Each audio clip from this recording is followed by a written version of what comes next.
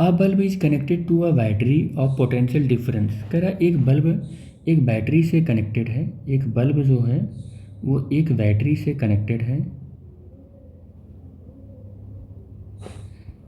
और पोटेंशियल उसका कितना है 4 वोल्ट का है। एंड इंटरनल रेजिस्टेंस इस बैटरी का कितना है, इंटरनल रेजिस्टेंस 2.5 ओम का है। स्टेडी करंट इसमें जो करंट फ्लो हो रहा है वो कितना है, I is equal to 0.5 ampere का है flow through in the circuit. Calculate the total energy, total energy calculate करना है हमको।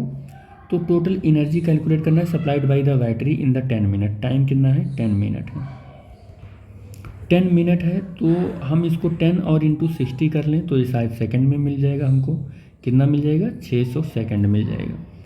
अब अगर इसका इंटरनल रेजिस्टेंस इतना मालूम है, करंट इतना मालूम है, तो पोटेंशियल ड्रॉप देख लो कितना होगा। तो पोटेंशियल ड्रॉप अगर हम देखें तो potential drop V is equal to I और इंटरनल रेजिस्टेंस R, ये फार्मूला होता है। पोटेंशियल ड्रॉप I की वैल्यू 0.5 है और इंटरनल रेजिस्टेंस 2.5 है। तो पोटेंशियल ड्रॉप कितना आ जाएगा, 25 पंचे 125 हो जाएगा, 2 पॉइंट पर डेसिमल लग जाएगा और इतना वोल्ट हो जाएगा। एक बात बताना कि अगर मैं 4 वोल्ट की बैटरी से कनेक्ट कर रखा हूँ और इतना पोटेंशियल का ड्रॉप इसके सेल के अंदर ही हो जा रहा है तो टर्मिनल वोल्टेज कितना होगा। तो टर्मिनल वोल्टेज का फार्मूला होता है EMF माइनस वो पोटेंशियल ड्रॉप, ये फार्मूला होता है। ठीक है, तो V टर्मिनल वोल्टेज कैलकुलेट करना है हमको। E की वैल्यू 4 है। इंटरनली पोटेंशियल का जो ड्रॉप आ रहा है वो कितना आ रहा है 1.25। तो हमें टर्मिनल वोल्टेज कितना मिल रहा है, 2.75 वोल्ट मिल रहा है, 2.75 वोल्ट मिल रहा है। इतना पोटेंशियल हमको टर्मिनल पोटेंशियल मिल रहा है इस बल्ब के अक्रॉस। ठीक है, तो हमको कैलकुलेट क्या करना है, total energy supplied by the battery. तो ये एनर्जी हमको कैलकुलेट करना है। तो एनर्जी का फॉर्मूला क्या होता है, I²R/T होता है। अब देखो तो यहाँ पर ये फार्मूला काम ही नहीं आ पा रहा है तो हम लोग क्या कर लेते हैं, W is equal to Q into V use कर लेंगे और Q की वैल्यू IT यूज कर लेंगे, I into T into V use कर लेंगे। W हमको कैलकुलेट करना है, I की वैल्यू 0.5 है, T कितनी देर तक फ्लो हो रही है, 600 सेकंड तक फ्लो हो रही है। पोटेंशियल कितना है, टर्मिनल पोटेंशियल 2.75 है। कैलकुलेट कर लो, आंसर आ जाएगा। तो कैलकुलेट करने पर कितना आ जाएगा, ये कैलकुलेट करने पर, अच्छा एक मिनट रुको रुको रुको रुको, ये देखो यहाँ पर देखो, ये कह रहा है कि टोटल एनर्जी पूछ रहा है आपसे, टोटल एनर्जी पूछ रहा है। टोटल एनर्जी के रेफरेंस में टर्मिनल वोल्टेज नहीं होगा बेटे, ये नेट EMF होगा। टोटल पूछ रहा है ना, टोटल ना होता, केवल एनर्जी डिसएपेशन अक्रॉस द बल्ब पूछता तो वहाँ V होता। ठीक है, तो ये क्या करना है हमको, 4 रखना है। क्या रखना है, 4 रखना है। इसका लॉजिक ही मैं नहीं समझ पाया ना, मतलब ये मैं ये सोचा कि टोटल नहीं पूछ रहा है, केवल बल्ब में पूछ रहा है। तो ये सॉल्व करोगे तो ये 5 हो जाएगा, ये 60 हो जाएगा, ये 4 हो जाएगा और ये 20 हो जाएगा और इंटू 60 हो जाएगा और ये 1200 जूल आ जाएगा। ठीक है, टोटल एनर्जी तो 1200 आ जाएगा, लेकिन बल्ब ने कितनी एनर्जी डिसिपेट की अगर ये पूछे तो W is equal to I और ये कितना हो जाएगा, IT और E लगाओगे आप, IT और E लगाओगे और IT नहीं यहाँ V लगाओगे अगर बल्ब से पूछ रहा है तो बल्ब से पूछ रहा है तो अब I की वैल्यू 0.5 रखोगे, T कितने घंटे के लिए, 600 के लिए, और बल्ब कितनी एनर्जी डिसिपेट की है, बल्ब ने 10 घंटे के लिए, और क्या पोटेंशियल है उसका 2.75 है।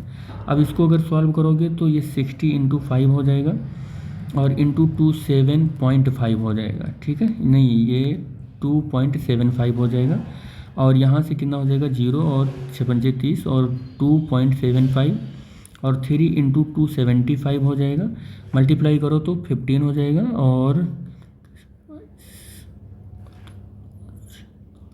इतनी जूल एनर्जी आ जाएगी। तो बल्ब ने तो इतनी जूल, अगर बल्ब से पूछता कि कितनी जूल एनर्जी उसने प्रोड्यूस की तो बल्ब तो इतना किया है, लेकिन नेट बैटरी से कितना हुआ है वो इतना हुआ है। इसका मतलब इंटरनल एनर्जी ने कुछ एनर्जी डिसिपेट कर रखा है, कितना कर रखा है 1200 माइनस 825, तो ये माइनस करोगे तो 5 आ जाएगा और 9 में से 2 जाएगा तो 7 आ जाएगा और 11 में से 8 जाएगा तो यहाँ पर कितना हो जाएगा 3 आ जाएगा। तो इतनी एनर्जी ये।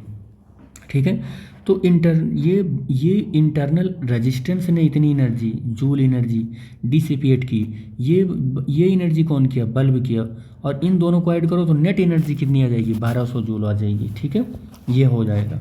ठीक, अब आगे कह रहा है resistance of the bulb, bulb का रेजिस्टेंस आप बताओ कितना है। बल्ब का रेजिस्टेंस बताने के लिए कुछ करना नहीं है आपको।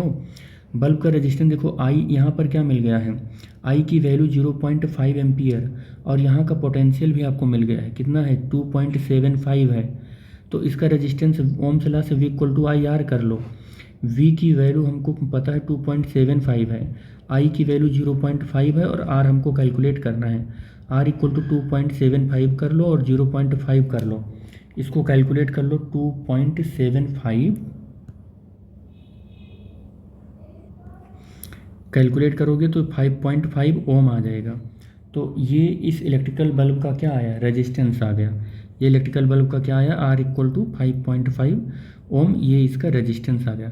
तो आप लोग थोड़ा सही से लगाइएगा, मैं इधर उधर थोड़ा लिख दिया हूँ, आप लोग इसको अरेंज कर लीजिएगा। नेक्स्ट क्या कह रहा है कि energy dissipated in the bulb, तो एनर्जी कितना डिसिपेट हुआ, अभी तभी तो कैलकुलेट किया था, बल्ब में इतनी एनर्जी डिसिपेट हुई है, बल्ब में इतनी एनर्जी डिसिपेट हुई है 825 जूल एनर्जी, ये तो मैंने पहले ही कैलकुलेट कर लिया। अगर यहीं पर एक पॉइंट और कह देता कि energy dissipated by, energy dissipated by internal resistance, तो आपका आंसर क्या हो जाता, तो आपका आंसर हो जाता ये इंटरनल रेजिस्टेंस का, ये हो जाता कितना हो जाता, 375 जूल एनर्जी हो जाता। ठीक है, टोटल में तो हम ईएमएफ रखते हैं, ये हमने रख कर कैलकुलेट किया। अब किसी पर्टिकुलर इलेक्ट्रिकल अप्लायंस की जगह पर हम टर्मिनल वोल्टेज रखते हैं, और इंटरनल रेजिस्टेंस में हम आई आर स्मॉल आर लेते हैं इंटरनल रेजिस्टेंस की जगह पर। ठीक है बेटा।